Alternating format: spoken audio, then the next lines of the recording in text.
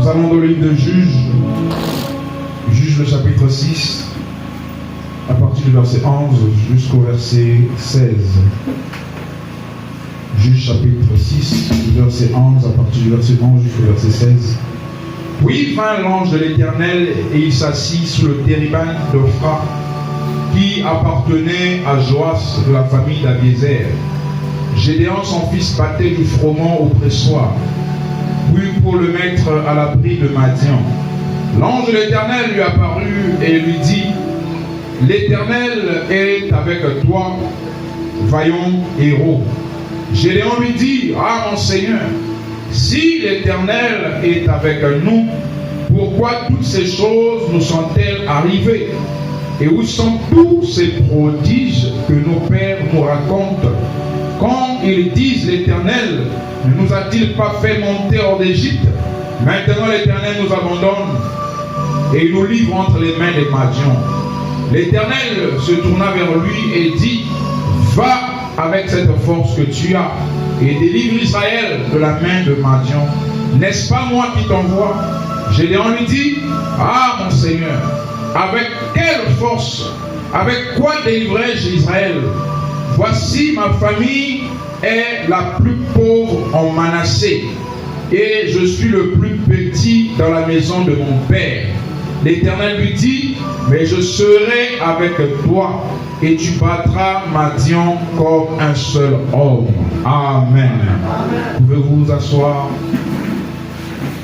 Que le Très-Haut vous bénisse richement. Que Dieu vous bénisse richement. Nous sommes si reconnaissants, encore une fois de plus, cet après-midi, de nous revoir en bonne santé et en parfaite forme. Parce que c'est vraiment une grâce de nos jours, avec tout ce que nous consommons comme aliments, avec tout ce que nous aspirons dans nos rues polluées, de garder la forme, d'être en bonne santé, c'est une grâce. C'est vraiment une grâce et nous devons toujours être reconnaissants envers Dieu. Alors, Madame dit que nous devons être reconnaissants à Dieu dans les moindres choses. C'est d'ailleurs la Bible qui le dit, nous devons rendre grâce au Seigneur en toutes choses, parce que c'est lui l'auteur de la bonne santé. Il dit dans le livre d'Ésaïe que si l'Éternel ne veille, celui qui veille, veille en vain. Vous pouvez avoir des tas d'assurances, mais si l'Éternel ne veille pas sur vous, les assurances ne serviront à rien. Vous pouvez avoir de l'argent, mais si l'Éternel ne veille pas sur vous, votre argent ne servira à rien. Donc il n'y a rien dans ce monde sur lequel nous pouvons réellement nous appuyer, parce que notre appui véritable, c'est Dieu. Amen. Frère Branham disait dans les âges de l'Église, je lisais une portion, il disait que la plupart de ceux qui font partie de la véritable Église élue, ce sont des pauvres. Parce que réellement les riches, dans les âges de l'Église, ils ne comptaient que sur leurs biens, sur leur matériel et sur leur fortune. Or le pauvre, lui, parce que l'homme de nature aime s'appuyer sur quelque chose. Amen. Dans l'absolu, Frère Branham dit que l'homme, dans toute réalisation, il doit avoir un absolu, une référence. L'absolu, c'est aussi un appui. Voilà pourquoi lorsque nous marchons, vous allez voir que les enfants aiment souvent se référer à quelqu'un. Je veux être comme un tel, je veux être comme papa un tel, je veux être comme maman un tel. Parce que c'est la nature dans l'homme d'avoir un exemple. C'est pourquoi Dieu nous a donné un exemple qui est Christ. Au cours des âges, Christ s'est manifesté au travers des prophètes, au travers de Jésus, en ce temps de la fin encore. C'est pour que l'homme puisse avoir un exemple. Et donc, nous avons comme appui Christ qui est la parole. C'est lui le rocher sur lequel nous nous appuyons. Parce que toutes les autres choses ne sont qu'éphémères. Ce n'est que du sable mouvant. Amen. Donc, chercher l'argent, c'est bien, nous en voulons tous, mais nous ne nous appuyons pas sur l'argent. La stabilité sociale, tout le monde désire cela, mais on ne s'appuie pas sur ça. Parce que Christ doit être le fondement du croyant. Amen. Christ doit être le socle de la vie du croyant. Donc, raison pour laquelle nous sommes là, parce que nous avons compris que Christ est notre appui. On n'est pas là parce que nous voulons l'argent. Même quand nous en aurons des milliers, des milliards, Christ va demeurer notre appui. Amen. Amen. Parce que notre appui doit être aujourd'hui, demain, tout au long de notre vie, Christ. Est-ce que vous le croyez? Amen. Raison pour laquelle nous sommes en train d'insister dans cet enseignement sur le nouveau réveil et avec ce sujet sur l'expérience personnelle. Parce que sans expérience personnelle, vous ne pouvez pas réellement avoir la foi en Dieu. Ça sera une foi liée à la lecture de la Bible, ça sera une foi liée aux brochures, mais réellement la foi qui est basée sur la véritable personne de Dieu, ça sera difficile parce que vous ne l'avez jamais expérimenté correctement. Est-ce que vous me suivez? Et nous sommes en train de parler sur la foi. Parce qu'on a dit que la base de l'expérience, c'est la foi. Et cette foi, on a dit que c'est aussi une force. Et la dernière fois, on avait eu une citation où j'avais dit que nous allons y revenir. Frère Branham avait parlé sur la roue dans la roue. Et on aimerait bien comprendre comment cela fonctionne.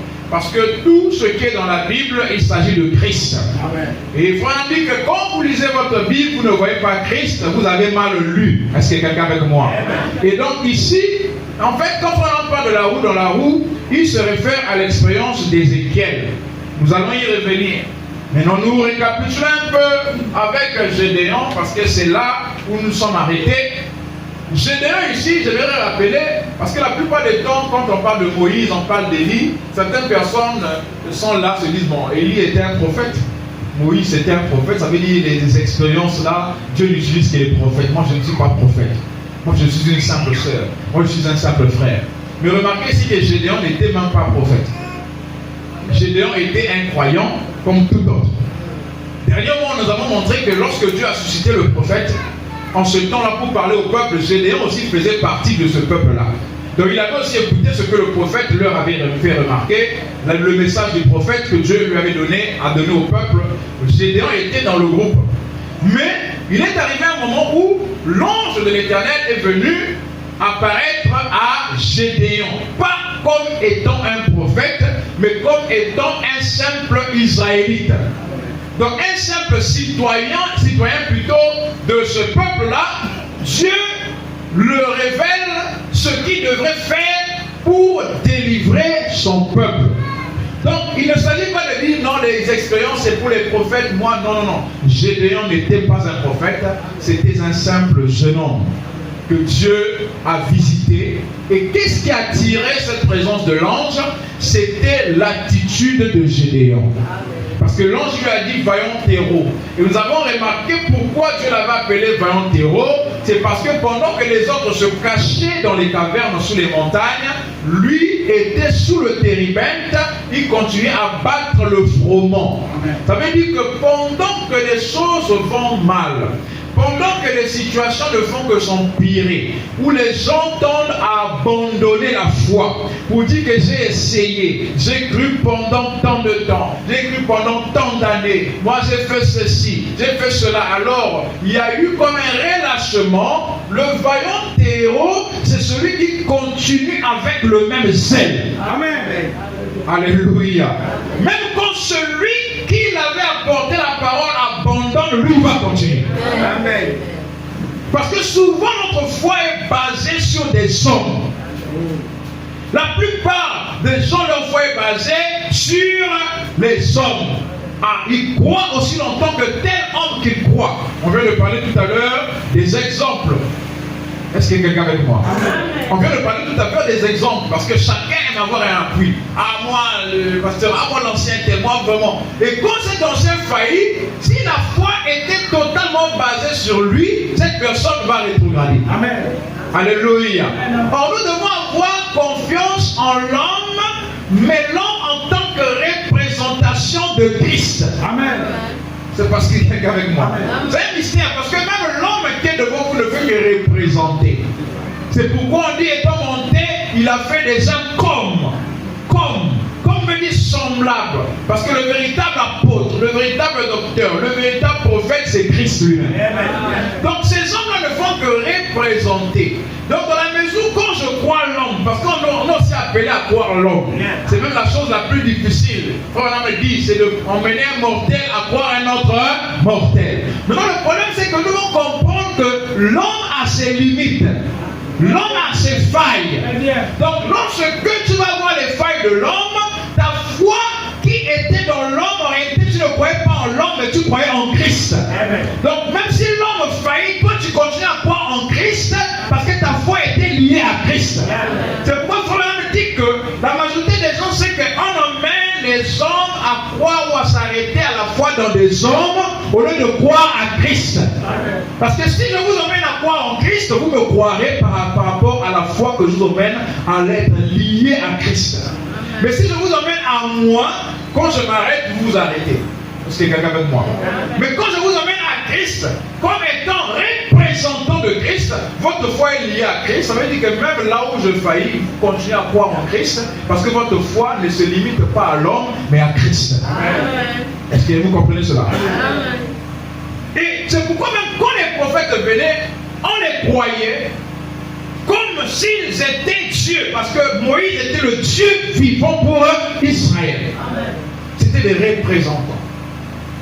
Mais quand Moïse a quitté, ils ont continué à croire en Dieu. Il y a eu encore des prophètes qui sont succédés. Dieu, c'est sa manière de faire. Donc je disais que l'homme a toujours un appui. Et donc si notre foi s'arrête sur l'homme, nous allons nous arrêter. Et donc le fondement de l'expérience, c'est la foi. Et Gédéon, on lui dit, voyons héros, parce que lui n'a pas eu la même attitude que les autres. L'abandon. La Bible dit que celui qui persévérera jusqu'à la fin sera sauvé. En fait, la persévérance prouve à quel niveau, à quel point vous pouvez arriver. La persévérance. Donc, Gédéon, c'est le type de ce croyant qui persévère dans sa foi, qui continue à croire, qui continue à bénir Dieu, même quand les choses vont mal. Parce que la foi, en réalité, on la voit et on la remarque quand les choses tournent mal. Quand tout va bien, tu ne vas pas dire que je crois. Tu vas réellement dire que tu as la foi lorsque tu surmontes une épreuve que tu n'aurais même pas imaginé surmonter. Donc ici, Gédéon a montré comment il a surmonté ce paysage-là qu'on voyait en cette époque-là où ils étaient martyrisés, ils étaient en train de fuir. Mais Gédéon dit non, moi je ne peux pas fuir. Moi je vais monter, continuer encore à battre mon froment parce que sans le froment, je ne peux pas vivre. Sans la parole, je ne peux pas vivre. En fait, notre foi doit arriver à ce niveau-là où on doit comprendre que sans la parole, je ne peux pas vivre. Il y a des gens qui disent ah, sans l'argent, je ne peux pas vivre. Et même certains croyants chrétiens qui disent que l'argent répond à tout. Si c'était le cas, les milliardaires ne mourraient pas. Quand vous allez remarquer que certains milliardaires, des grandes stars, souffrent de cancer du cerveau, ils ont l'argent. Il y a même un là qui propose des milliards de dollars pour quelqu'un qui peut l'aider parce qu'il a détruit sa peau. Donc il veut, je ne peux pas faire quelle chirurgie là pour avoir une nouvelle peau. Donc ils ont de l'argent, mais ça ne répond pas à leurs besoins. Alléluia. L'argent ne répond pas à tout. En fait, on arrive à avoir ce langage-là lorsque on veut avoir l'argent. Mais quand tu vas en avoir assez, tu comprendras que malgré que tu en as, il y a quelque chose qui te manque. Alléluia. En fait, il y a une soif dans l'homme que l'argent ne peut pas étancher. Cette soif ne peut être étanchée que par l'amour de Dieu, qui est déversé par le Saint-Esprit. C'est cette soif-là qui est dans l'homme. Donc l'argent, toutes ces choses matérielles sont bien, mais ça ne répond pas à tout. Parce que s'il y a un grand héritage en dehors des biens, parce que quand nous travaillons, c'est pour léguer un héritage à nos enfants. Mais s'il y a un grand héritage qu'on peut laisser à nos enfants, c'est l'amour de la parole. Amen. Je vous dis la vérité. Amen. Parce que si vous ne leur laissez pas l'amour de la parole, l'amour de Dieu, les biens que vous allez laisser là, ils vont s'entretuer pour ça. Amen. Amen. Nous voyons ce qui se passe dans le monde. Donc le plus grand héritage qu'on peut donner, léguer à nos enfants, c'est cette crainte de Dieu. Amen. On peut laisser des milliards et tout, ils vont s'entretuer. Ils vont oublier qu'ils sont issus d'une même mère, d'un même père. Ils vont oublier qu'ils ont dormi dans un même lit. Parce que le matériel, son Dieu divise. Amen. Amen. Alléluia.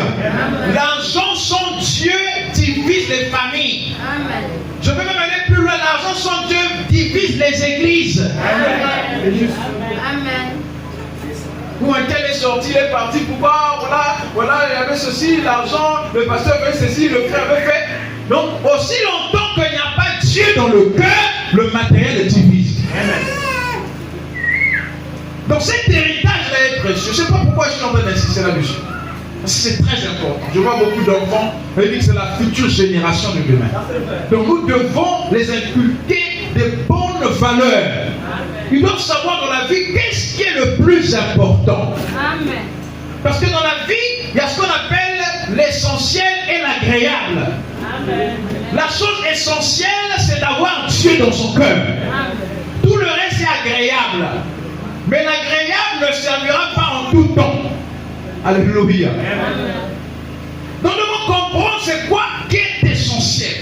Et nous venons ici pour la chose essentielle. Amen. La chose essentielle, c'est Christ. Amen.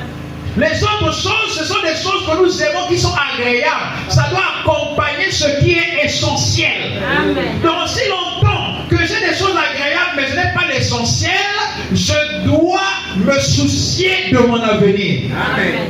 Parce que l'agréable peut être ôté. Le matériel peut être ôté. On a connu des gens stables il y a 10 ans d'aujourd'hui qui ne représentent plus rien. Donc les choses changent. Mais s'il y a une chose qui ne peut pas changer, c'est Christ. Amen. Parce qu'il est le même hier, aujourd'hui et pour toujours. Amen. Donc quand vous l'avez dans le cœur, c'est pour toujours. Amen. Voilà la valeur qu'on doit d'abord enseigner à nos enfants. Amen. Christ d'abord. Amen. Quand ils ont Christ, ils vont aimer leur prochain. Ils vont aimer leur famille. Ils vont aimer leurs frères. C'est ça d'abord. Amen. Et cet amour de Dieu, ça donne même une attitude de celle de Gédéon. Pour dire, ça ne va pas. Ça, je ne vois pas les choses comme je devais les voir. Parce que je m'attendais à telle chose. Mais ma vue ne doit pas influencer la foi qui est dans mon esprit. Ma foi reste authentique et constante. Parce que la foi ne change pas. Et c'est de cette foi-là que nous sommes en train de parler. Est-ce que nous aimons Gédéon? C'est un très bon type. Et nous voulons que chacun puisse réellement imiter la foi de Gédéon. Parce que la Bible dit que ils ont vécu, ceux qui ont vécu avant nous, nous devons imiter leur foi. Amen. On va relire la station dont j'ai dit, nous allons développer aujourd'hui sur la roue dans la roue. Mais lisons d'abord ici dans le livre d'Ézéchiel, parce que c'est de là que Frère Branham a tiré cela. Dans la prédication,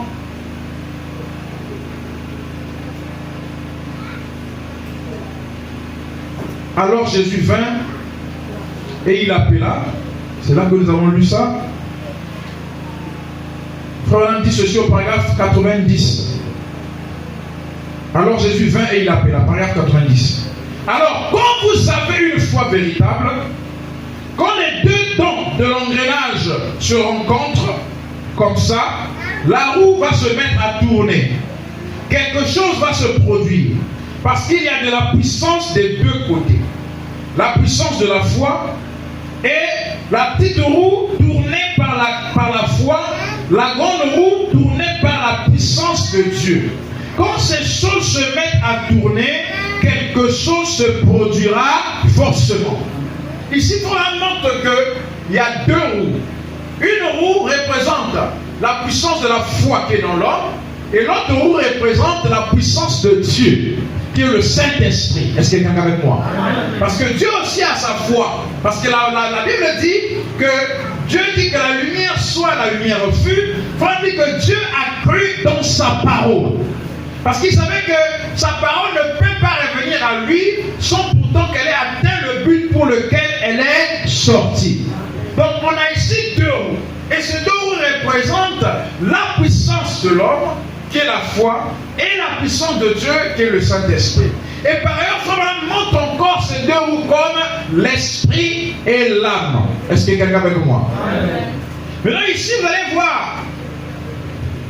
Je vais essayer de mettre ça au tableau comme ça. Nous avons ces deux roues-là. Ici, nous allons mettre l'âme. ou encore le subconscient.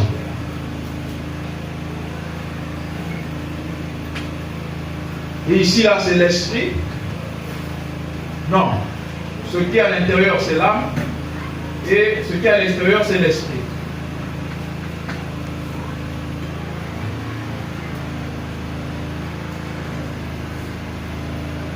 Et donc, c'est deux roues, comme Madame dit, que lorsque nous écoutons la parole, ça vient d'abord dans notre esprit. Parce qu'on a besoin d'une reconnaissance mentale. Est-ce que nous sommes ensemble? Amen. On a besoin d'une reconnaissance mentale.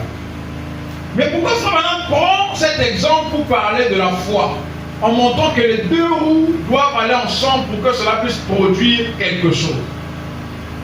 Souvenez-vous que tout ce que l'homme a inventé, il s'est inspiré de Dieu. Très bien, très bien. Dans la technologie, dans la science, vous allez voir qu'ils se sont inspirés de quelque chose de divin. Amen. Pour que l'homme invente l'avion, il a étudié les mouvements de l'oiseau, comment l'oiseau bat ses ailes, comment il monte et tout, afin d'arriver jusqu'à l'avion. Ils ont étudié ça. En fait, il faut leur dire que la science n'a rien créé. Les inventions ont été inspirées par ce qui existait déjà. Même la télévision, il faut leur dire que la télévision existait déjà. Amen. Parce que dans le jardin d'Éden, il y avait une télévision. Amen. Adam était la télévision de Dieu. Amen. Parce que la télévision ne crée pas les images. La télévision ne fait que transmettre les images. Amen. Alléluia. Amen. Donc Adam transmettait ce qui était invisible. Amen. Et ici, dans la roue, quand nous voyons par exemple le mouvement d'un cycliste, on va prendre l'exemple du vélo. Pour que la grande roue puisse se tourner, il y a une roue qu'on appelle la roue qui est motrice, une roue motrice. Alléluia. Donc on va dire que la roue motrice ici, là, pour nous c'est l'esprit. C'est aussi appelé la roue d'entrée. Parce que c'est là que entre d'abord la parole. Très bien, très bien, très bien. Donc pour qu'il puisse avoir le résultat de ce que nous recherchons, il faudrait d'abord envoyer l'énergie sur la roue motrice. Or l'énergie que nous envoyons, c'est la parole que nous écoutons. La foi dans la parole que nous écoutons, nous envoyons de l'énergie dans l'esprit. Mais quand l'énergie arrive dans l'esprit, cela ne suffit pas. Il y a ce qu'on appelle maintenant ici un arbre de transmission. L'arbre de transmission envoie l'énergie dans la roue réceptrice. La roue réceptrice, c'est l'âme. Est-ce que quelqu'un avec moi? Donc quand la parole vient dans l'esprit, il y a un arbre de transmission qui relie la roue motrice et la roue réceptrice. Nous allons dire que cet arbre-là, c'est la pensée. La pensée relie l'esprit à l'âme. Quand tu crois la parole, quand la parole vient dans ton esprit, pour envoyer cette parole dans ton âme, tu dois constamment penser à cela. Amen. Amen. Amen. Amen. On dit que l'ange est apparu à Marie parce que Marie méditait constamment sur l'écriture. Amen. Alléluia. Amen. Donc, aussi longtemps que le cycliste n'exerce pas une force physique, il n'y aura pas d'énergie sur la roue motrice. Amen, amen, amen. Celui qui a déjà pédalé comprend ce que je dis. Amen. Parce que pour pédaler, il faut exercer une force physique. Si tu n'exerces pas une force physique, le vélo ne va pas se déplacer. On va dire, mais qu'est-ce qui se passe? Parce que la force physique n'est pas exercée. Or, la force physique, là, ici, pour nous, c'est la foi. Amen. Alléluia. Parce que pour nous, on a dit que la foi est une force. Or, cette force-là vient de la parole que nous écoutons. Dans la parole, quand elle vient dans notre esprit, cela agit au travers de la foi. Nous recevons la foi. Cette foi-là doit être envoyée dans notre canal de la pensée et ça va toucher le subconscient. Or, quand ça arrive dans le subconscient, peu importe ce dont vous avez besoin, ça va s'accomplir. Amen. Amen. Parce que le subconscient, c'est le domaine de Dieu. Amen. Or, le domaine de Dieu, le subconscient, là où le Saint-Esprit, c'est l'autre fois madame a dit, c'est là où la puissance de Dieu et la puissance de la foi de l'homme, quand les deux sont ensemble, la foi qui est là, véhiculer ici, quand ça vient atteindre le subconscient, le domaine du Saint-Esprit, alors il doit avoir un résultat. Mais pourquoi il n'y a pas de résultat? C'est parce que notre foi s'arrête ici. Amen. Amen. Comme on a dit dernièrement, quand la foi s'arrête dans notre esprit, on va avoir certaines choses dans la vie, mais il y a des obstacles qu'on ne pourra pas renverser. Parce qu'il y a certains combats qui nécessitent la présence de Dieu lui-même. Amen. Oh, Dieu agit dans le subconscient. Il faut même dire que le subconscient, c'est là que réside la véritable foi. Une foi subconsciente. Et cette foi subconsciente doit recevoir la foi qui vient de notre esprit au travers de la pensée. Parce qu'on a une différence entre les pensées, qui sont des idées, qui sont des préoccupations, qui sont des intentions, et la pensée. La pensée ici, c'est un canal. Car la Bible dit que la pensée qui était en Christ vient en vous. Est-ce que quelqu'un avec moi? On n'a pas dit les pensées, on a dit la pensée. Pourquoi? Parce que la pensée, c'est un canal par lequel notre esprit et notre âme sont reliés. La parole passe par là, la vie passe par là, tout passe par là. C'est le lien. Alors lorsque notre pensée est pure, voilà pourquoi nous avons dit que nous parlons du réveil de l'esprit. Est-ce que quelqu'un avec moi? Amen. Pourquoi on parle du réveil de l'esprit? Parce qu'on a dit que le réveil de l'esprit, c'est ça qui est le plus important. Quand on parle du réveil de l'esprit, ça veut dire qu'il s'agit de déboucher ce canal. Le canal là est bouché. La pensée. Il y a maintenant ce qu'on appelle une confusion entre ce mécanisme. Il ne peut plus avoir une communication correcte entre l'esprit et l'âme. De telle sorte que même les songes, tu ne les maîtrises plus. Quand quelqu'un dit ah, moi je ne rêve pas, il est content de dire ça. Or il ne sait pas qu'en fait il est malade dedans de lui. Parce que l'homme normalement doit vivre des expériences spirituelles. Amen. Elle dit que quand tu vis ce genre de vie là, moi je ne rêve pas. Ça veut dire que ici ton canal est bouché. Au moins je rêve mais je ne retiens pas. Il y a un problème dans ton esprit. Parce que Dieu a placé chaque chose en nous pour un but. Amen. La mémoire a été faite pour ça. De telle sorte que ce qui se passe dans le subconscient, lorsque tu n'es pas conscient, ta mémoire qui est un sens de l'esprit te garde cela. Et quand tu te réveilles, tu te rappelles de ce que tu as vu. Est-ce que quelqu'un avec moi? C'est pour te dire que quand tu rêves et que tu ne te souviens pas, tu dois prier le Seigneur de te délivrer. Amen. Je n'ai pas entendu un amen. Amen. On prend les choses là à la légère. Il y a des gens qui disent en souriant, ah moi je ne rêve pas, moi quand je rêve, j'oublie. Il y a un problème. Parce que Dieu parle par les songes. Le subconscient t'envoie des messages. Donc si tu ne peux pas retenir ce que le subconscient t'envoie comme un message, quelque chose peut t'arriver dans la vie alors que Dieu t'avait déjà montré. Parce que la Bible dit que Dieu nous parle tantôt d'une manière, tantôt d'une autre. C'est là que vous allez comprendre pourquoi on dit que les dons agissent dans l'esprit. Est-ce qu'il y a quelqu'un avec moi? Mais pour que les dons agissent correctement dans l'esprit, il faudrait que le canal là soit débouché. C'est pour quelqu'un dans lequel les dons spirituels doivent agir, c'est quelqu'un qui est constamment consacré. Parce que la consécration, ce sont des exercices spirituels. Comme le cycliste exerce physiquement ses jambes. Alléluia. Pour faire tourner la roue, afin que la roue envoie l'énergie dans la seconde roue. Et alors le vélo est en mouvement pour que les sens là exercent correctement. Pour que les dents exercent correctement en toi, il faudrait des exercices spirituels. La consécration. Alléluia. Parce que même le jeûne élève l'esprit. On prive le corps pour que l'esprit puisse s'élever. Alléluia. Donc tous ces exercices-là, c'est pour que les dons puissent correctement exercer. C'est là que j'avais dit au début que nous ne parlons pas seulement du réveil des dons, parce qu'on a vécu les réveils des dons. Quelqu'un peut prophétiser, quelqu'un peut faire ceci, mais il n'est pas en communion avec Dieu, parce que le canal est bouché. Mais on parle du réveil de l'esprit, parce que quand l'esprit est renouvelé, quand on parle du renouvellement de la pensée, il s'agit ici là de ce canal. Il a pensé qui était en Christ. Je vais encore expliquer ça clairement. Comment on parle de la pensée qui est en Christ? On peut le dire, Mais sans pourtant comprendre. Comment cela opérait? Quand on dit que le Fils ne fait rien sans qu'il voit cela au Père. Comment cette communication était tellement réelle entre Jésus et la divinité qui était en lui? C'est parce que sa pensée était pure. Alléluia.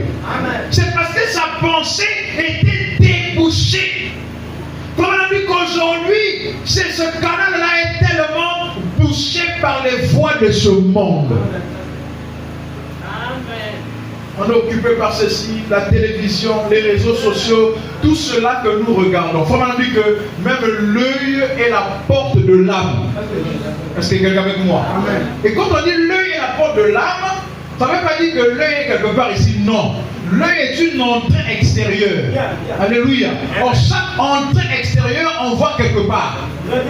C'est comme lorsque vous venez, vous rentrez dans votre maison. Le portail ne vous ouvre pas directement la porte de la chambre. Est-ce que quelqu'un fait quoi? Mais le portail vous fait déjà entrer dans la parcelle. Et quand vous rentrez dans la parcelle, il y a encore une autre porte qui va vous emmener quelque part. Donc tout ce que nous regardons avec insistance se retrouve dans notre esprit. Amen. Amen. Ça s'emmagasine là. Et ce qui est emmagasiné là peut traverser par le canal de la pensée. Et quand c'est une image sale et impure, ça vient souiller la pensée. Est-ce que quelqu'un avec moi? Et ce que nous envoyons dans la pensée, ça vient créer une mauvaise atmosphère ici. En ce moment, ton subconscient, tu diras que moi je vois des femmes de nuit, moi je vois des hommes de nuit. Quelquefois on accuse le diable pour rien. Est-ce que quelqu'un avec moi? On vient faire perdre le temps aux prédicateurs, moi, les femmes de nuit, les hommes de nuit. Et le prédicateur aussi, comme il n'y a pas un véritable enseignement, ça dit que les gens font des efforts, mais après ils se demandent pourquoi Dieu n'agit pas. Or, au contraire, mon peuple meurt faute de connaissance. On peut prier pour toi 1000 fois. Aussi longtemps que tu continueras à regarder des images obscènes, des films obscènes, tu es en train d'envoyer ces images dans la pensée. Et la pensée envoie cela dans le subconscient. Et quand tu vas dormir, tu verras des hommes et des femmes de nuit. Amen. Quelqu'un avec moi. Maintenant, si on pouvait faire le contraire, alléluia. Si on pouvait bien contrôler notre vue, comme tu regardes autour de toi, tu vois que c'est le chaos. Mais tu n'insistes pas à regarder sur cela. C'est pourquoi quand tu es dans une atmosphère qui ne te convient pas à tes attentes, tu dois changer cette atmosphère. Alléluia. Je vais encore aller plus loin. Quand tu habites dans un environnement qui ne reflète pas ce que tu as dans ta pensée, change d'environnement. Parce que la vie va influencer ton avenir. Amen. Alléluia. Ce sont des lois spirituelles. Ça influence notre futur. Donc quand tu vois maintenant des choses d'une manière grandiose, tu as des grandes ambitions, tu dois créer un environnement propice pour nourrir ta pensée.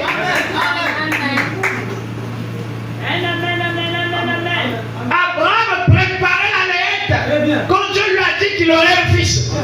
Alors que Sarah ne ressentait encore rien. On a dit qu'il était en train de créer l'atmosphère. Parce qu'on n'attend pas une promesse dans une mauvaise atmosphère. C'est l'atmosphère que tu crées qui va créer des résultats.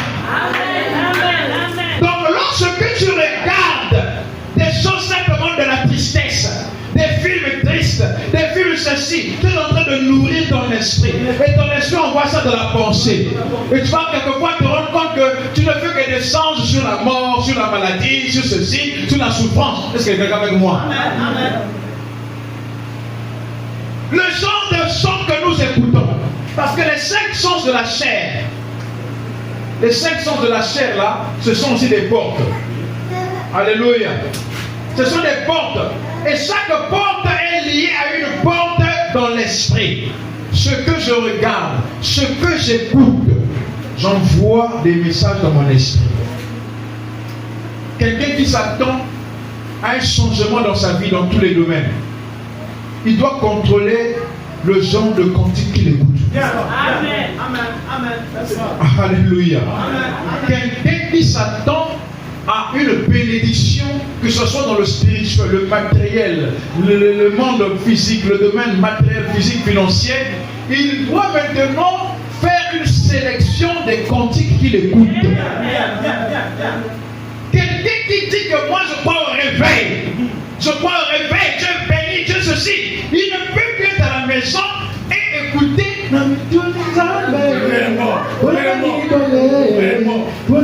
Ça ne peut pas marcher. Parce que je suis en train de dire quelque chose de très important. Tout ce que nous écoutons et tout ce que nous regardons, nous nourrissons notre esprit. Merci. Alléluia. Nous nourrissons notre esprit. Merci. Et notre esprit a besoin d'être nourri par des bonnes choses. Amen. Ce que je regarde, ce que j'écoute, je suis en train de nourrir mon esprit. Parce que les 5 sens ont été donnés dans un but. Je ne peux pas regarder des choses qui contredisent ma foi. Amen. Je crois que le carburant, je te vois le truc. Vous m'écoutez derrière là-bas, non? C'est pas grave. Donc, ce que nous regardons, ce que nous écoutons, ça influence notre avenir de demain. Si vous voulez être bien demain, regardez et écoutez des bonnes choses. Amen. Vous voulez faire avec moi? Amen. Le réveil, c'est tout ça. J'ai dit qu'on parle du réveil de l'esprit. Nous avons été dans des églises, on a eu des parcours, on est passé, on a vu Dieu agir au travers des dons de l'esprit. Mais ces personnes-là avaient toujours un esprit souillé. C'est parce qu'on insistait sur les dons de l'esprit, mais pas sur l'esprit lui-même. Parce que quand on touche l'esprit, il faudrait toucher le canal de la pensée. La pensée qui était en Christ. Qu'est-ce que cela fait? Cela nous met dans une communion intime avec Dieu. De telle sorte que lorsque nous voulons faire quelque chose, lorsque nous voulons agir, nous avons les directives de la divinité. Amen. Alléluia. Amen. Regardez ce que Frère Branham me dit. Frère Branham me dit ceci, qu'en Amérique, il y avait 3 jeunes hommes. Est-ce que quelqu'un avec moi? Amen. Et ces 3 jeunes hommes-là, peut-être quelqu'un va se dire, mais est-ce que vraiment ce que je regarde, mon avenir, c'est très juste. Oui, juste. Ces 3 jeunes hommes-là étaient issus d'une même famille. Et ils sont tous devenus des marins. Mais les gens ont demandé, mais qu'est-ce qui se passe? Est-ce que dans leur famille, y avait-il des marins? Est-ce que dans leur famille, leur père ou leur grand-père et tout? Alors ils ont fait des investigations. Vous savez que les Blancs sont très méticuleux, ils aiment comprendre pourquoi ceci. Ils sont allés dans la maison où avaient vécu ces jeunes hommes-là. Et ils découvrent que dans la chambre où dormaient ces jeunes hommes-là, il y avait la photo d'un navire. Alléluia. Il y avait la photo d'un navire. Yes. Quel genre de poster il y a dans ta chambre? Merci. Amen, amen, Merci. amen, amen. Pour rentrer dans la chambre de vos enfants, regardez quelles sont les images qu'ils ont. L'image. Merci. Quelquefois, c'est l'image de Ronaldinho. Regarde. Ne sois pas étonné qu'il soit un joueur. Ils sont un joueur. Amen. Vous allez voir l'image d'un catcheur en slip et tout. Ne sois pas étonné qu'un jour ils te disent, papa, moi je vais faire le catch. Voilà. Parce que l'image qu'il regarde l'influencera. Alléluia. Merci. Vous pouvez voir l'image de Beyoncé ou de Rihanna et tout ça. Est-ce que quelqu'un avec moi? Merci. Après tu es étonné, mais comment la fille qui a grandi dans le message, c'est qu'elle regardait. Regardez. C'est ça. Amen. Alléluia. Merci. Ah, le réveil de l'esprit. Merci beaucoup. Il faut aller au départ. Amen. On n'est pas ici, non, soyez délivrés. Les gens ne se délivrent pas comme ça. Amen. Il faudrait montrer les gens le délivrance. La délivrance, c'est un processus. Amen. Alléluia. La délivrance commence quelque part. Amen. Il faut d'abord toucher la cause. Yes. Or ici, là, nous avons la roue d'entrée, qui est la roue motrice. C'est là que tout commence. Tout ce qui entre dans l'esprit, c'est cette énergie qui est envoyée dans l'arbre de transmission. Et l'arbre de transmission envoie dans la seconde roue, alors le vélo commence à partir. Donc chaque résultat commence par ce que nous envoyons dans l'esprit. Amen. Amen. Merci. La force que tu as, que tu envoies dans ton esprit, c'est cette force-là qui va t'envoyer en retour la nature que tu as envoyée. Amen. Merci. Si c'est le péché, tu vas recevoir le péché. Si c'est la parole, tu vas recevoir la parole. Amen. Alléluia. Amen. Parce que le subconscient ne te renvoie que ce que tu l'envoies. Amen. Alléluia. Merci. Le subconscient ne le renvoie que ce que tu l'envoies. Amen. Alléluia. Parce que le subconscient, c'est comme un génie. Yes. J'ai dit ici que l'homme ne fait qu'inventer, il ne fait que s'inspirer. Même les dessins animés, là, il s'inspire des choses réelles. Quand tu demandes au génie, moi j'ai besoin de ceci, il te donne ce que tu as besoin. C'est ça le subconscient. Tout ce dont tu penses intensement. Faites attention aux pensées intenses. Merci. Merci. Merci. Vous savez que de nature, à la base, tout homme à la base de nature peut faire du mal comme un sorcier. Oui. Tu n'es pas sorcier, tu n'es pas sorcière. Mais quand quelqu'un te fait du mal et que tu penses à cette personne-là, tu penses, c'est des énergies que tu es en train d'envoyer dans le monde spirituel. Et le mal peut arriver à cette personne-là. À cause des pensées que tu as eues intenses. Quand vous mettez la foi dans une pensée, elle doit être une pensée juste. Amen. Alléluia. C'est pourquoi Frère me dit que pensez juste et vous terminerez juste. Amen. Amen. Ne négligez pas la pensée. La pensée est un canal très important. Amen. C'est ça qui nous introduit dans le monde de la spiritualité. Donc ces jeunes hommes-là sont devenus des marins et ils sont arrivés dans la chambre. Ils ont découvert qu'il y avait la photo d'un navire. Ils ont dit, ah, c'est cette photo-là qui a influencé ces jeunes hommes. Est-ce que quelqu'un avec moi? Amen. Et il faut dire que si la photo d'un navire a pu influencer ces hommes, on dit que la photo de Christ. Amen. Alléluia. Amen. Et dans la prédication, un homme appelé de Dieu, frère dit, avez-vous vu la photo de Jésus-Christ? Vraiment. Avec la colonne de feu qui a été. Est-ce que quelqu'un avec moi? Yes, sir. Merci. Il dit que la photo l'a influencé ces jeunes hommes-là. Quand vous regardez quelque chose avec la foi, vous mettez la foi dedans, ça vous influence. Dans l'Ancien Testament, qu'est-ce que Dieu a fait lorsqu'Israël avait péché? Les serpents les avaient mordus. Dieu a dit à Moïse, élève un serpent fait des reins. Le secret c'était quoi? Regardez pour vivre. Est-ce que quelqu'un... Amen. Ce que vous regardez. Amen. Amen. Yes. Alléluia. Ce que vous regardez, quand vous mettez votre foi dedans, ça influence. Amen. Ça influence. Amen. Quand quelqu'un va à l'hôpital, il est malade. S'il met sa foi dans le médecin, par rapport à la réputation du médecin, il dit, ah, le médecin là, il fait bien, il fait déjà guéri. En fait, il est déjà guéri. Amen. Mais si on dit, ah, vraiment, c'est l'hôpital, les médecins là-bas, la personne va déjà, n'a pas de foi. Amen. Yes. C'est pourquoi j'ai dit que nous devons d'abord, pour commencer, préparer l'environnement. Merci. Si l'environnement n'est pas adéquat, on n'aura pas de bons résultats. Merci. Merci. Vous devez d'abord croire au travers de la vue. Est-ce que quelqu'un avec moi? Amen. Ce qui vous environne doit d'abord vous faire croire déjà, parce qu'il faut nourrir votre esprit et qui va être envoyé dans la pensée par des bonnes choses. Amen. C'est pourquoi certains esprits faibles n'avancent pas, parce que tout ce qu'ils voient, tout ce qu'ils écoutent, ôte le peu de foi. Ah, je ne peux pas, parce que regarde ceci, regarde les circonstances, regarde. C'est pourquoi Dieu a dit à Abraham, quitte ta patrie. Voilà. Est-ce que quelqu'un avec moi? Merci. L'environnement. Alléluia. Amen. Il sort de ton pays. Va dans un pays que je te montrerai. Parce que c'est d'abord l'environnement. l'environnement n'était pas en sa faveur. Yes. Il y a des environnements dans lesquels, même si vous restez, disons, 20 ans, vous n'allez jamais changer. Jamais. Vous n'allez jamais évoluer. Merci. Est-ce que quelqu'un avec moi? Amen. Amen.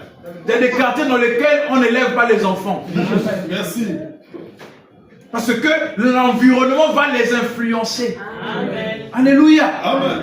L'homme est un être qui se laisse influencer n'importe comment. Amen. Je vous dis la vérité. L'homme est influençable. Parce que les esprits influencent l'homme sur la terre. Amen. Et chaque esprit se révèle par des comportements. Très bien. Alléluia. Amen. Écoutez ce que Branham dit ici. Là. Si. Il dit,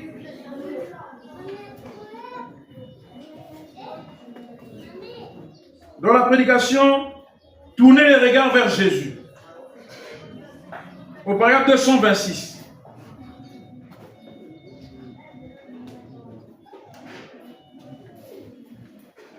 Ézéchiel a tourné les regards pour le voir un jour. Et il était une roue au milieu de la roue, tout en haut dans les airs. Il était le moyeu de la roue auquel est fixé chaque rayon. Frère, on dit Amen. La grande roue marchait par la foi, mais la petite roue tournait par la puissance de l'Éternel. Est-ce que vous êtes avec moi? La grande roue, c'est ça. C'est l'esprit. La petite roue, c'est ça, qui tournait par la puissance de l'Éternel. L'âme, aucune personne ici n'a la maîtrise de l'âme. Merci. Aucune personne ici n'a la maîtrise de l'âme. Je ne comprends pas. Nous, on s'arrête ici, à l'esprit. C'est pourquoi si tu n'envoies pas les bonnes choses à ton esprit, le reste là, en tout cas, c'est le chaos. L'âme ici, c'est le domaine de Dieu. Yes. Alléluia. Amen. L'âme, c'est le domaine de Dieu. Amen. Seul. Amen. Amen. Dieu nous a donné la chair. Nous entretenons notre chair. On doit aussi entretenir notre esprit. Amen. Merci. Tu as le pouvoir sur ta conscience. Amen. Tu as le pouvoir sur ton raisonnement. Oui. Tu as le pouvoir sur ton imagination. Yes. Parce que ton imagination, c'est toi qui ouvre la porte par le canal de la pensée. Donc tu peux t'asseoir là, tu te mets à imaginer des choses à faire.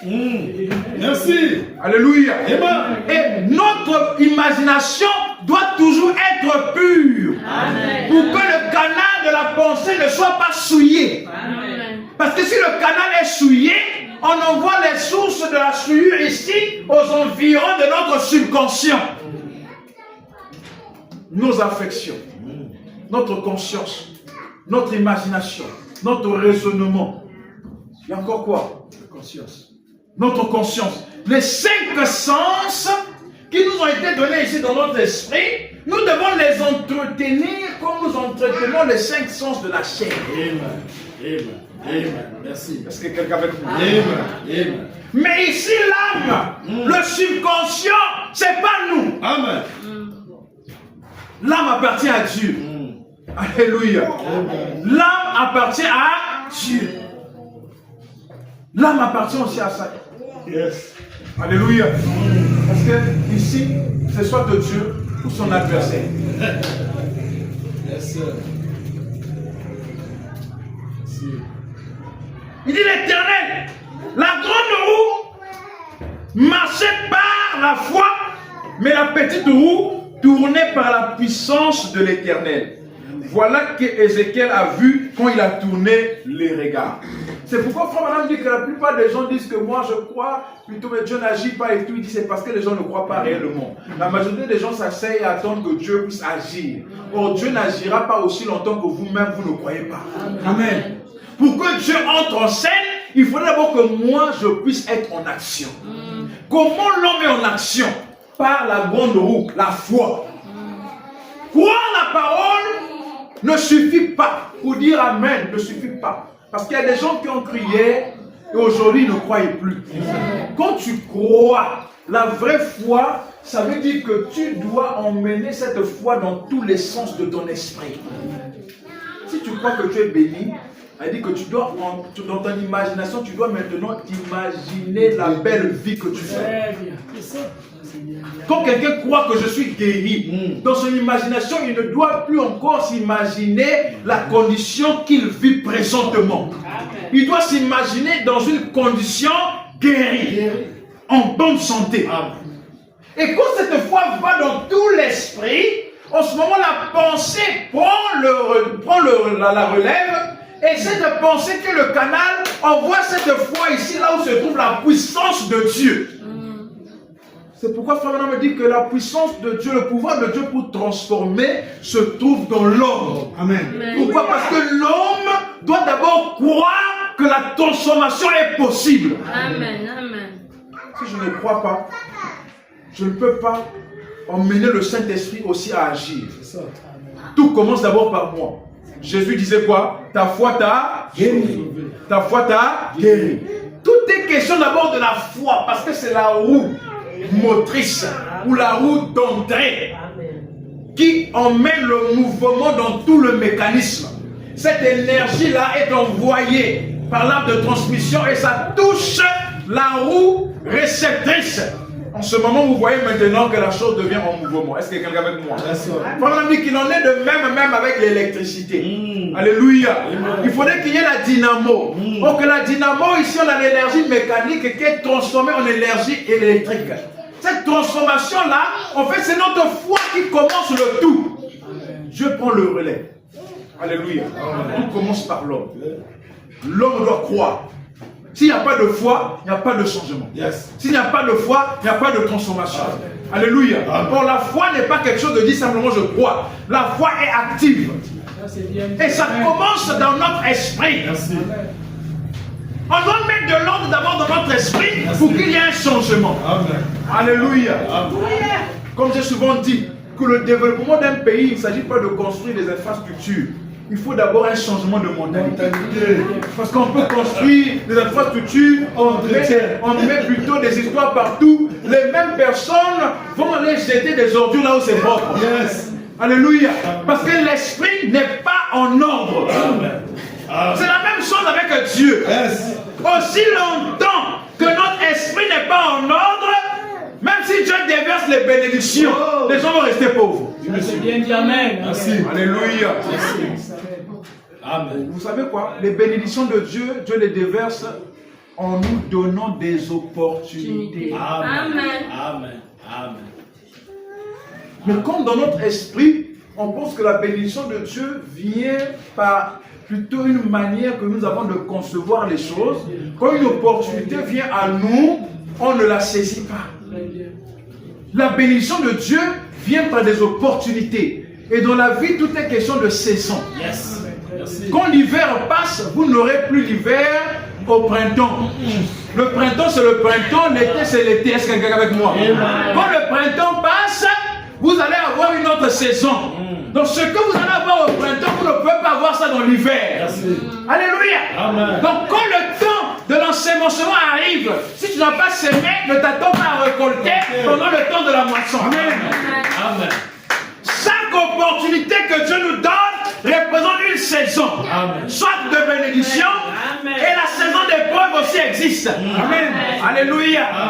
Donc en réalité, lorsque c'est la saison de la bénédiction, tu dois avoir le discernement. Et là, c'est une opportunité que Dieu me donne.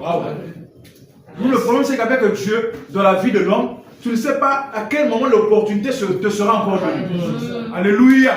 Donc, il faut être très attentif. Sinon, on va chercher des sorciers partout. Vraiment. Mais nous sommes d'abord nous-mêmes responsables. Parce que Dieu nous a dotés de tout un mécanisme. C'est comme un homme qui a un véhicule, qui a une machine, mais qui ne sait pas comment utiliser cela. Est-ce que quelqu'un avec moi? Dès qu'il y a une petite panne qu'il peut régler, il va aller chez le mécanicien. Et le mécanicien, quand il va lire qu'il y a l'ignorance, il va te bouffer beaucoup d'argent. Il va te dire, c'est une grande panne. C'est ce qui se passe dans nos vies. C'est ce qui se passe dans nos vies. Justement. Il y a un petit problème là, tu cours vers une bikouti. Et vois l'ignorance. Il y a ton problème là. Il a tel problème, il a tel problème. Tu n'avais même pas un problème. Mais ces révélations te donnent maintenant des problèmes. Merci. C'est ça. Il y a ces moments où on n'a pas pour nous de problèmes. Mais nous allons chercher nous-mêmes des problèmes. C'est pourquoi l'ignorance, c'est quelque chose qu'on doit éviter. Mon peuple meurt faute de connaissance. On doit savoir que quand quelque chose m'arrive, moi-même d'abord, j'en étais soit la cause. Je dois chercher là où la porte a été ouverte. Tout ce qui nous arrive. Frère Madame dit que même Job, même l'épreuve de Job, lui-même, est-ce que quelqu'un avec moi? Yes. Même l'épreuve de Job, c'est Job qui l'a causé. Parce que toutefois que les enfants de Job allaient travailler, Job s'inquiétait. Il y a peut-être qu'ils ont péché. Peut-être qu'ils ont fait ceci. Peut-être qu'ils ont. Les inquiétudes attirent des mauvais sorts. Ne vous inquiétez jamais. Oh, mais je ne sais pas pourquoi ça m'est arrivé. Tu t'inquiétais donc sur quelque chose. Ça doit arriver. Job s'inquiétait, mes enfants là-bas, comment qu'est-ce qu'ils font? Peut-être qu'ils sont en train de pécher. Et ils ne s'arrêtaient pas là, ils partaient offrir des offrandes à Dieu pour que Dieu pardonne ses enfants. La porte fut ouverte. Alléluia. L'inquiétude est une porte que nous ouvrons là dans l'esprit. Et les mauvais esprits viennent. Parce qu'ils n'attendent que ça. Faites attention aux portes que nous ouvrons dans notre esprit. Parce que chaque porte ouvre à quelque part. Alléluia. Même quand on te dit que tu es malade, on a découvert telle maladie, ne t'inquiète pas. Si tu t'inquiètes, ça va s'empirer. Alléluia. Tu peux fermer cette porte par la foi en disant je n'y crois pas. Oh, je ne sais pas si vous en avez. Oh, dans notre famille, c'est comme ça. Tous ceux qui sont de la famille là ne se marient pas, ne travaillent pas, ne faites pas ceci, ne font pas, ne font pas. Quand tu crois ça, tu arrives même à confesser. Ah, nous dans notre famille, c'est comme ça. Nous dans notre famille, tu es en train de t'identifier à ce lien. Alléluia. Mais comme toi, tu n'y crois pas, tu es en train de briser le lien. Dernièrement, je vous ai dit que briser le lien, il faut faire le contraire. Alléluia. On va dire non, on brise les liens. On brise les liens. Les liens ne se brisent pas comme ça. Non. Par exemple, si on dit que dans notre famille, dans notre ethnie, on ne balaye pas la nuit, toi tu respectes ça. Même si tu pries, ça ne va rien changer. Pour que tu brises ce lien, comment ça va? On balaye la nuit. On balaye. Yes. Alléluia. Oh non, on ne se lave pas, on ne fait pas ceci.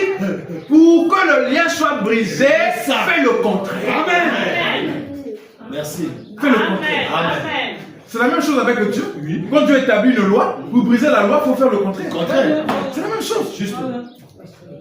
Amen. Alléluia. Amen. Donc quand tu as peur, parce qu'il y a des gens, même quand ils ont pris la parole, ils ont peur.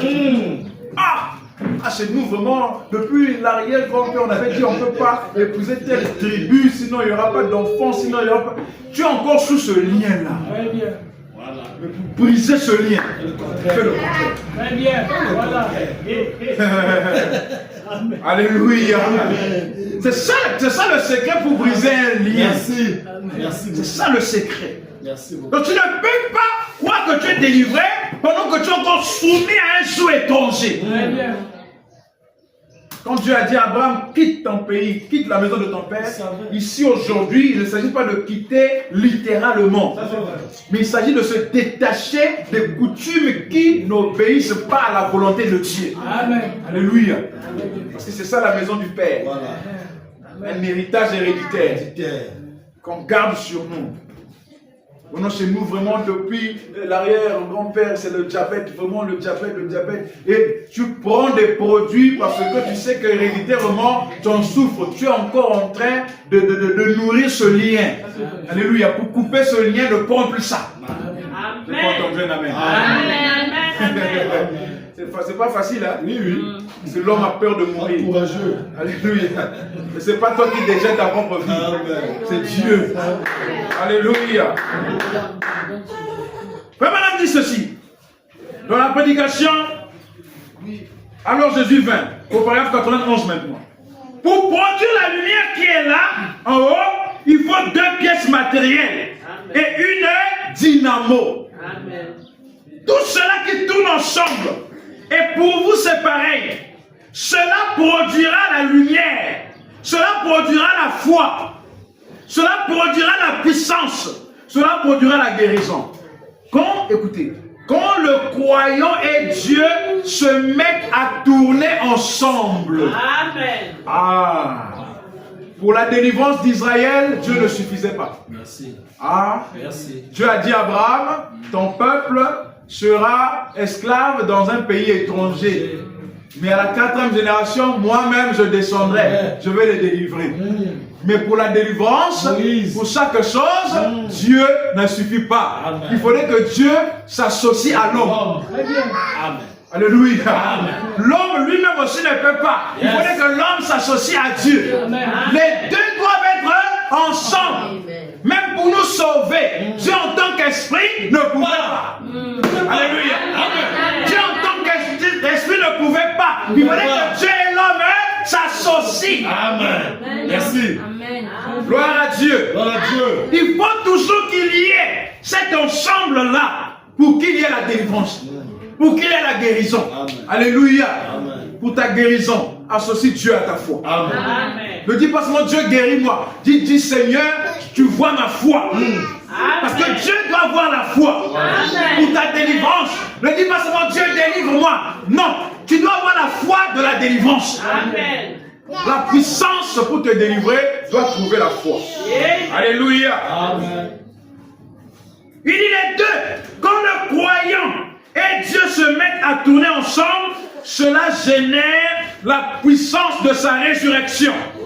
Quand les croyants font entrer sa parole dans le cœur et se mettent à la générer, cela produit la foi. Parce que c'est ça sa promesse. Tout est là comme il faut. Pour avoir l'électricité, il ne reste plus qu'à appuyer sur le bouton. C'est tout ce que vous avez à faire en ce moment où cette écriture doit s'accomplir. Appuyez sur le bouton, n'ayez pas peur. Amen. Les gens ont peur d'avancer.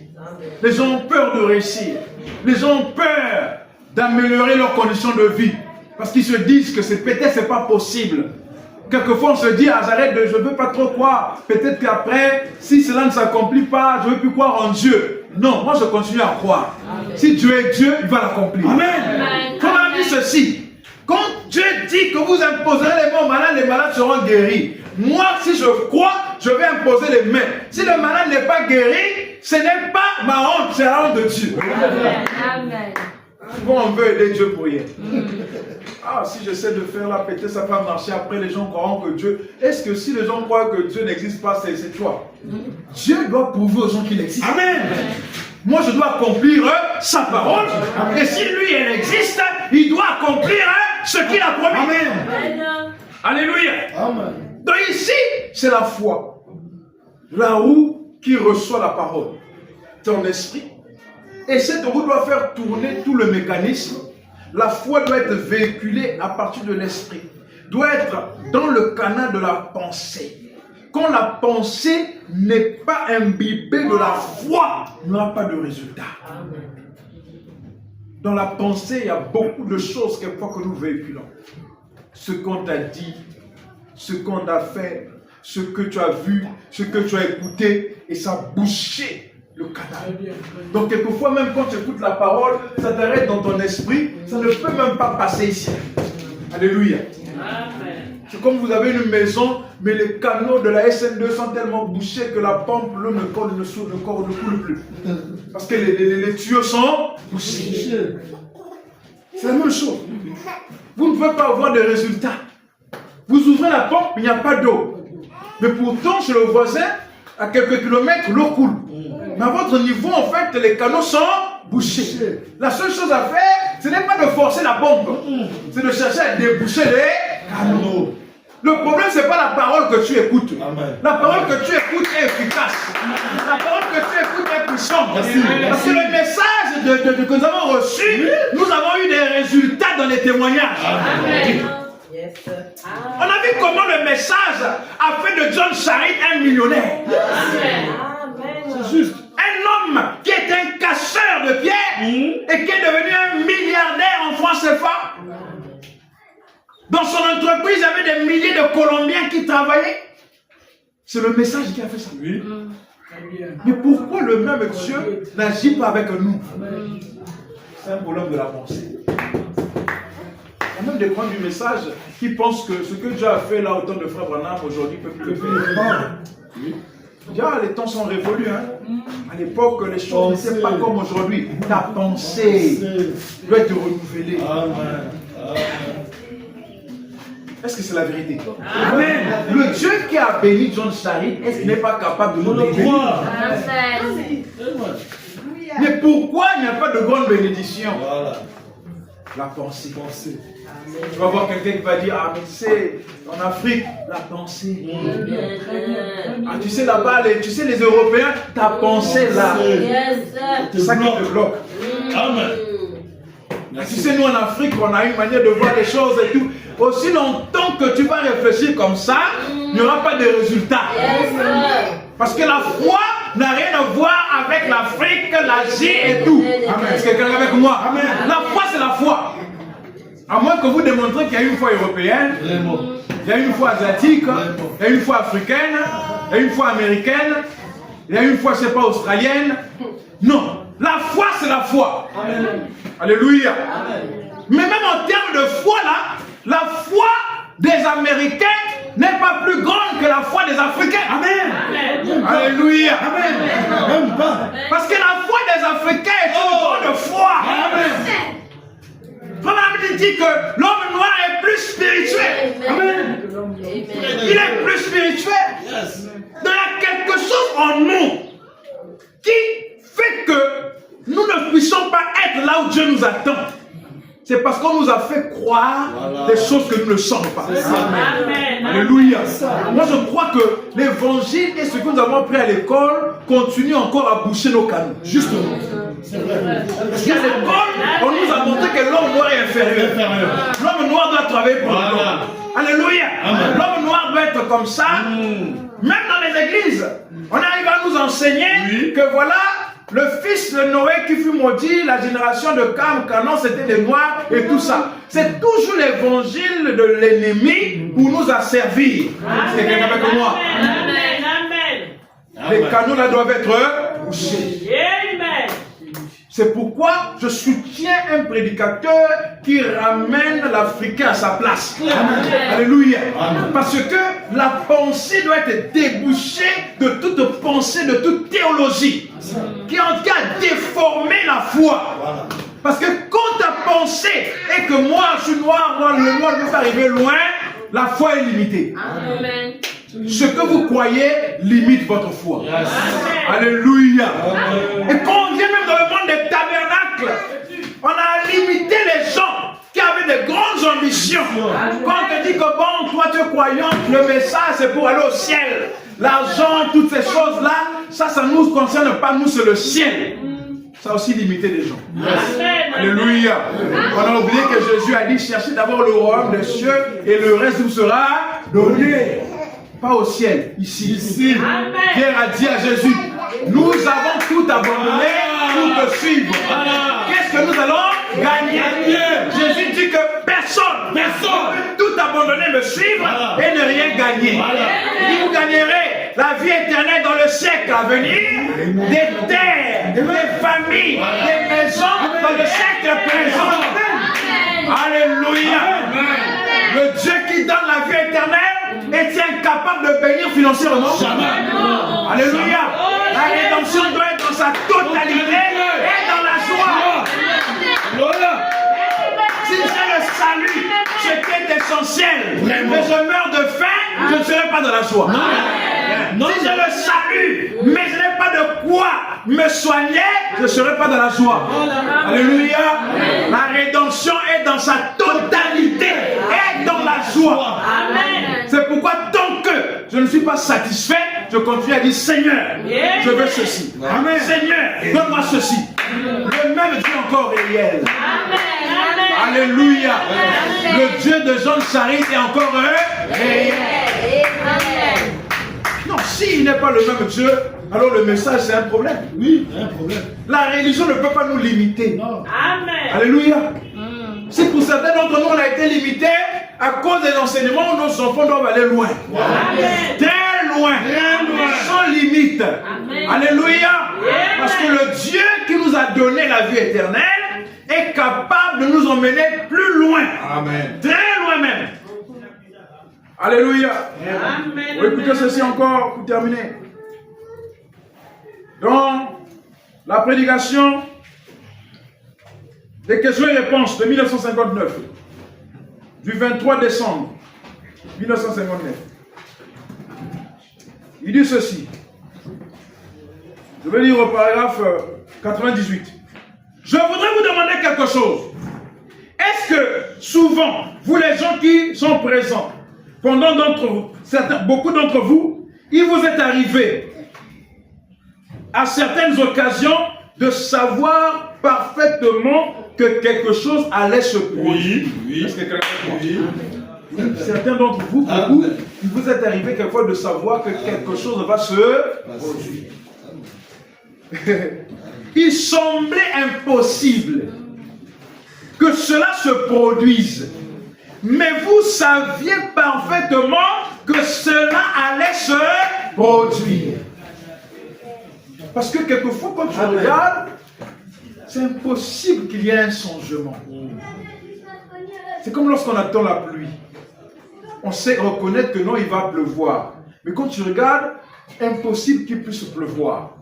Mais au-dedans de toi, quelque chose te dit qu'il va quand même pleuvoir. Impossible qu'il y ait une transformation, la bénédiction. Parce que tu as beaucoup essayé, c'était les mêmes résultats. Mais quelque chose au fond de toi te dit de persévérer parce que le changement est possible. La chose qui est au-dedans de toi, là, qui te fait croire, c'est ici, là. Alléluia. Amen. Ce que tu regardes te dit qu'en tout cas, il n'y a pas d'amélioration. Mais au-delà de toi, il y a la foi dans ta pensée là. Amen. Même dans ton subconscient qui te dit que c'est possible. Amen. Yes, sir. C'est possible. C'est possible. Amen. Amen.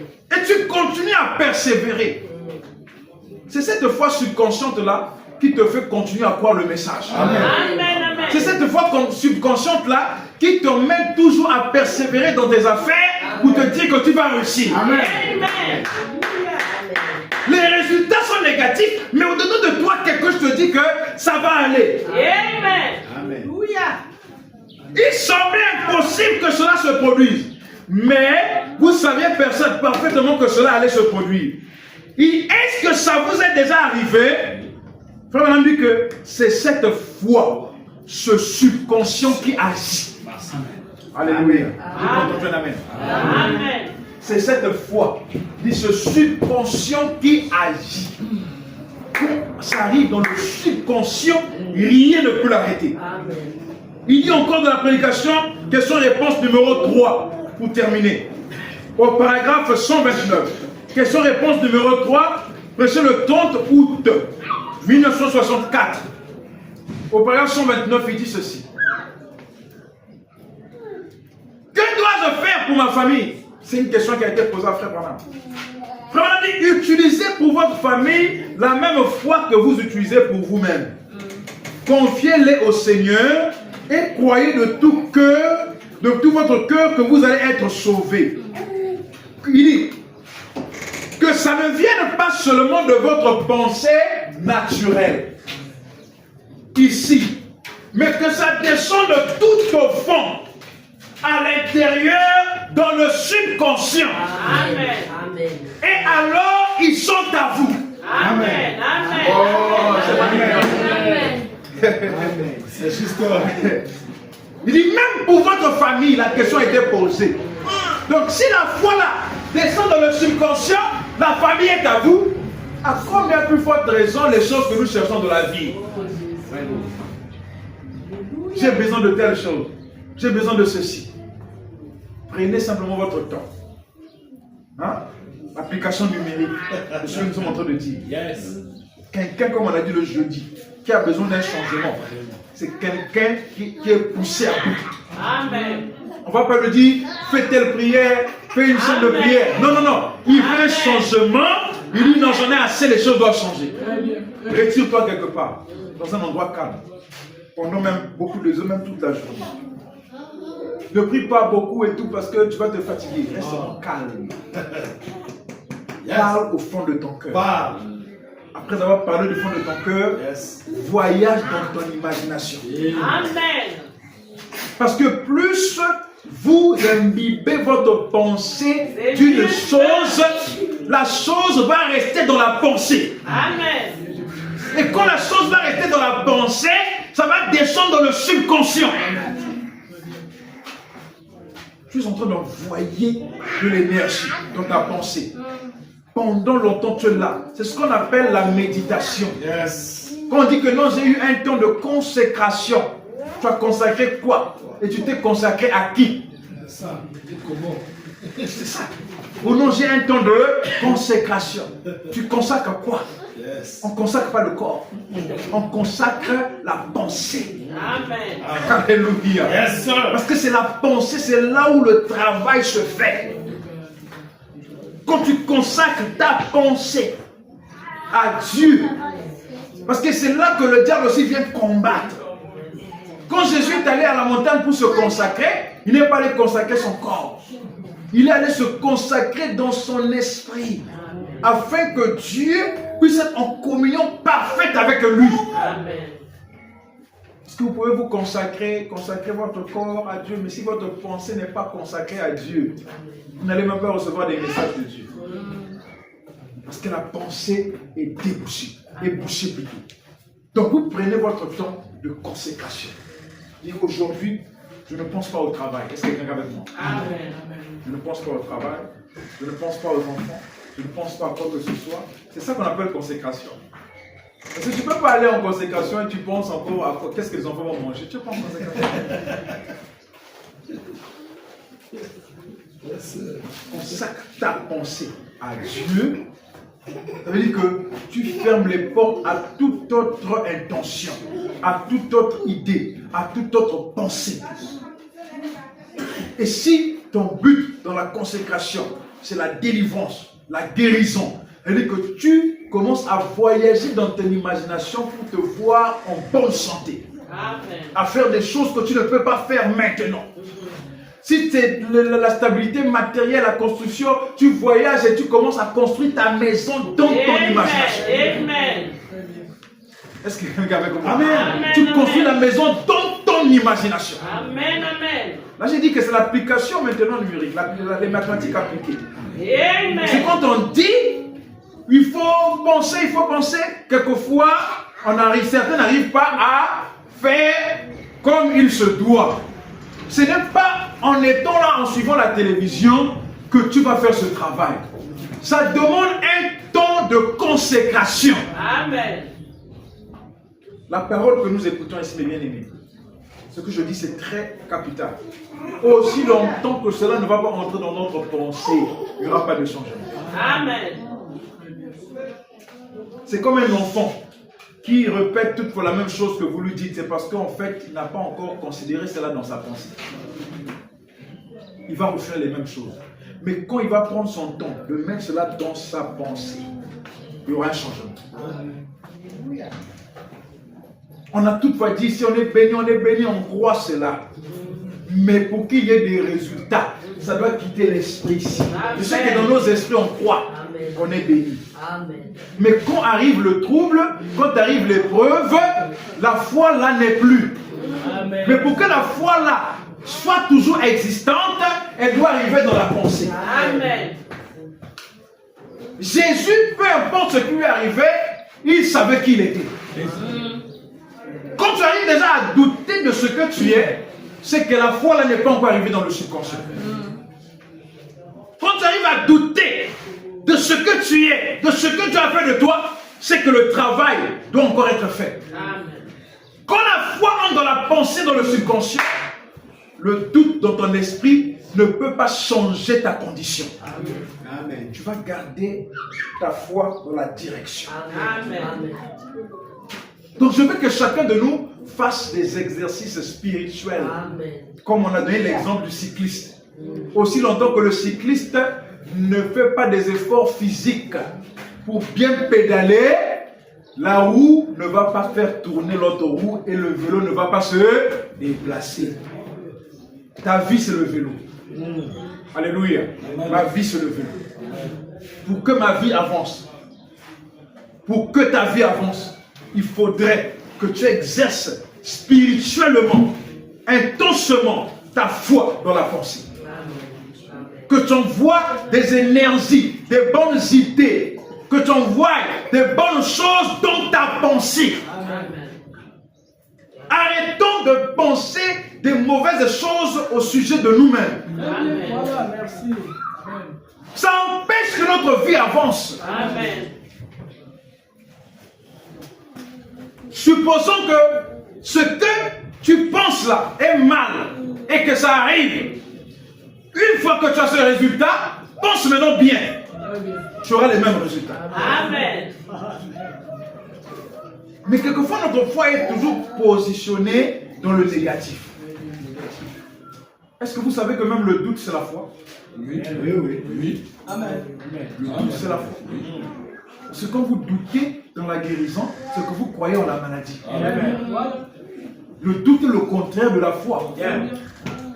Donc si tu restes longtemps dans cette condition, parce que la foi dans la guérison n'est plus, tu es dans la foi dans la maladie, c'est une forme de foi. Change simplement ta façon de croire. Change de polarité.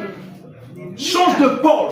Dis maintenant, bon, je suis longtemps resté dans cette condition parce que je ne fais que douter. Quand on parle de la guérison, tellement que je suis habitué à cette condition, je ne crois plus à un changement. Je change maintenant. Je m'efforce maintenant de croire que je suis guéri. Parce qu'au début, ça sera des efforts. Alléluia. Le début, ça sera quoi? Des efforts. Quand un cycliste commence, il fait d'abord des efforts. Il y a des gens qui ont déjà pédalé ici. Vous commencez, c'est d'abord des efforts. Mais il va arriver un moment où les efforts là, vous arrêtez, le vélo commence à tourner soi-même. Alléluia. Quand le vélo tourne soi-même, c'est ce qu'on appelle ici le subconscient. Quand le subconscient prend le relais, il n'y a plus d'effort. En ce moment, toute la foi que vous avez envoyée dans le subconscient là est allée toucher maintenant le surnaturel. Le surnaturel prend le relais. C'est quand vous arrivez à ce niveau-là que même lorsqu'on vous présente quelque chose, on vous dit par exemple, la maladie là ne peut pas être guérie parce que vous n'y croyez même pas. Parce que le subconscient vous dit déjà que vous êtes guéri. Amen. Quand on vous dit que vous ne pouvez pas réussir parce que ça ne peut plus encore affecter votre esprit. Parce que le subconscient vous dit que vous êtes béni. Amen. On a besoin de cette foi subconsciente. Amen. Est-ce que je peux entendre un amen? Amen. Donc pratiquons ces exercices-là, mes bien-aimés. Ne disons pas seulement amen et puis ça s'arrête et on passe à autre chose. Non. Ayons un temps dans la semaine où nous consacrons notre pensée. Nous consacrons notre esprit. On est là calme, on médite et on pense. Tu ouvres un programme. Si tu vas dire, bon, moi aujourd'hui, je vais méditer sur ma marche spirituelle. Tu ouvres ta pensée, la porte s'ouvre dans l'imagination, tu commences à te voir, tu commences à contempler là dans ta pensée ta vie spirituelle, ta marche avec Dieu, comment cela doit être. Et là, tu mets de l'ordre. Telle chose ne doit plus se faire. Telle chose, non, ça ne peut pas aller. Tu es en train de mettre de l'ordre dans ta pensée. Il en est de même dans tous les domaines. Et quand tu ressors de là, tu vas sentir toi-même que aussi au fur et à mesure que tu le fais, les choses vont s'améliorer. Amen. Parce qu'on vit en fait dans un désordre. On va travailler, on revient à la maison, on mange, on dort, on se réveille, c'est la routine. On ne prend pas compte que notre esprit n'est pas ordonné. On a tellement envoyé dans notre esprit de nos préoccupations, nos occupations, que c'est devenu la routine. Amen. Même la communion avec Dieu n'existe pas. C'est parce que notre pensée est bouchée. Il est difficile encore aujourd'hui pour dire que voilà, Dieu m'a parlé. Dieu a fait ceci. Dieu, Gédéon n'était pas un prophète, un croyant que Dieu a parlé. Amen. Pourquoi? Des gens disposés. Il faudrait que nos canaux soient débouchés pour que la roue puisse se tourner. pour que notre foi et la puissance de Dieu puissent se manifester. Les deux doivent être ensemble pour avoir des grands résultats. Que le Seigneur Jésus-Christ vous bénisse. Amen.